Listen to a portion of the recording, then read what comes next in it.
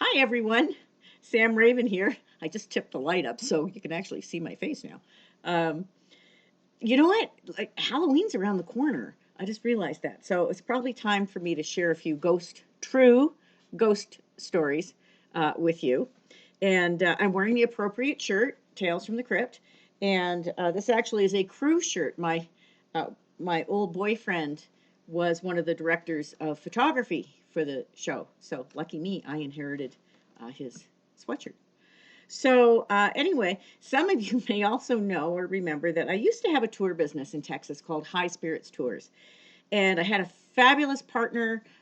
Can't mention his name. He's quite respectable now, um, but we took people out on these wonderful tours, and it wasn't just about telling ghost stories or gee so and so got murdered in the closet and they say to this day that the house is haunted. These are real interactions, real stories. One of the things I wanted to do with people is to make sure that they actually understood what a ghost was, why they're here, have respect for spirit. That's hugely important. How to communicate with spirit, how to photograph spirit. So inevitably, over the years, the company went on for several years, and we had tours all over Houston, Galveston, Santa Fe, Texas, all over the place. And people got the most incredible photographs of ghosts. We had amazing interactions. We had things happen on the bus. Um, we would have ghosts whisper in people's ears. We would have all kinds of cool things happen. It was really fun. So, one of the things I'll share with you this evening, since we are coming into Halloween and everybody loves a great ghost story, um, there's this really neat old, very, very old historic bar in downtown Houston. And the first time I went in there, I had one of those electromagnetic meters. It measures electromagnetic energy of entities. Of course, it'll also pick up, information from the stove, from the microwave, anything else that's electromagnetic. Of course, it's going to pick up information from there. But if you are a certain distance away, uh, you will pick up, if there is something there, you will pick up a reading. So for the first time I go into this bar, I go in, sit down on the stool. I put the meter down beside me on the next stool, and all of a sudden, it's like, whoa! It went off the charts. So the bartender comes over to take my order, and it was a lady, and Kathy. I ordered a beer from her, and I said, "Hey, Kathy, do you have a ghost in here?" And she said, "Yeah." I said, do you do you know him? She said, yeah, his name is William. I said, well, hot dang. I said, I think William's sitting on the stool next to me. She said, well, that doesn't surprise me. He does like to hang out with the ladies, of course.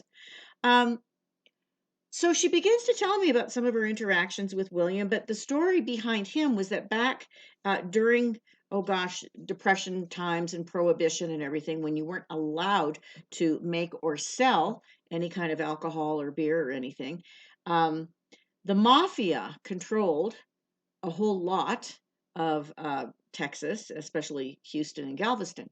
And the mob was forcing William, who was the manager of this bar at the time. They had a basement with kegs where they made beer, and this particular bar was on the river, so they could actually send barges down the river to the Gulf, down to Galveston and out to the Gulf. So anyway, poor William, who was in charge of the bar and the brewery, was being forced by the mob to make beer during Prohibition. But meanwhile, because it was illegal, he kept getting busted. The mob would come back and threaten him with his life and say, you got to keep doing this because we're making money, so they would force him to make beer. The kegs would then be put on the barges out the back on the river. Out they'd go at night and they'd head on down so that the mob could use them down in Galveston or in other cities and make a lot of money. So anyway, one day he makes a decision he's not going to do it anymore because he was going to go to jail or prison. The government was after him, the cops are after him, Texas Rangers, everybody's after him. So Mob shows up one day and says, "Hey, what's going on? Where's our brew?" And he said, "Well, can't do it anymore, folks. I mean, I'm going to be shut down. That's it. Game over for me." So anyway, so the mob takes him downstairs to the keg room, and boom, that's the end of William. Shot him. So anyway, here we are. William's never left. William is the ghost that's still hanging out in his bar. And he's seeing what's going on with everybody, quite enjoying all the folks. So William and Kathy have this really cool relationship. And he protects her so that when she's closing up late at night, he will take care of her and make sure that no one's going to harass her. So this one particular night when she comes into work, there were all these, these guys were outside. Some of them had bikes. They were like, there was a gang that was hanging out front, and they do the typical thing. A woman goes by who's really pretty. They make the comments. They're crude, rude, lewd. You know who you are, guys. So poor Kathy, she knew she was going to be in trouble. And this particular day, because it was so crowded, she wasn't able to get a spot parking her car very close to the front door. She ended up parking around the corner. All right, here comes closing time. And of course, after you close up a bar, 1:30, 2 o'clock, then you got to count out money, you got to clean the place, lift chairs, yada yada. Well, here it is. She looks outside. It must have been, I don't know, 2:30, 3 o'clock, something like that. These guys are still out there. They're carrying on, they're drinking, it's not pretty. They're still out there on the sidewalk, right out front of the bar. So Kathy, she goes to the door and she puts her hand on the handle of the door. And before she opens it to go outside, knowing she's going to be in trouble trying to get to her vehicle, she turns around and looks inside the bar and she says, "William, if there's anything that you can do to help me to get to my car safely, I would be forever grateful." So she takes a breath, she opens the door, she walks outside, she locks the door to the bar, and she starts making her way down the sidewalk when, of course, all these guys surround her, making their lewd comments. And she knows she's in trouble. All of a sudden, a black chow chow dog appears sitting in the middle of the street. Now, this is downtown Houston, and all of a sudden, this black chow chow appears out of nowhere, sitting in the middle of the street, stands up and comes walking across the street right up to Kathy's side, goes right through this group of guys and sits beside Kathy and starts snarling and growling at every single guy in that group. So Kathy continues on, heads around the corner to go to her car, and that dog, that black chow chow, accompanied her all the way to her vehicle, snarling and growling if any guy tried to follow or came close. And once she got into her vehicle and closed the door, got it started, and was ready to pull away, the dog vanished. Poof, just gone. So William helped her out that night. Another funny story with William. One of the gentlemen that came on the tour. Now we ended up adding this bar to our tour because it was kind of fun. It was very cool. It was very historic, fabulous stories, and it was the last one on the tour so that everybody could have a beer or a cocktail, whatever they want, at the end of the tour. So one of the guys that came on the tour, and we would have, large groups, and oh my gosh, especially at Halloween, we'd have busloads of people going out all over Galveston, Houston. These buses are like, they hold 54 people. We had a huge group each time. So I'd have 2 and 3 buses going and guides on every one of them.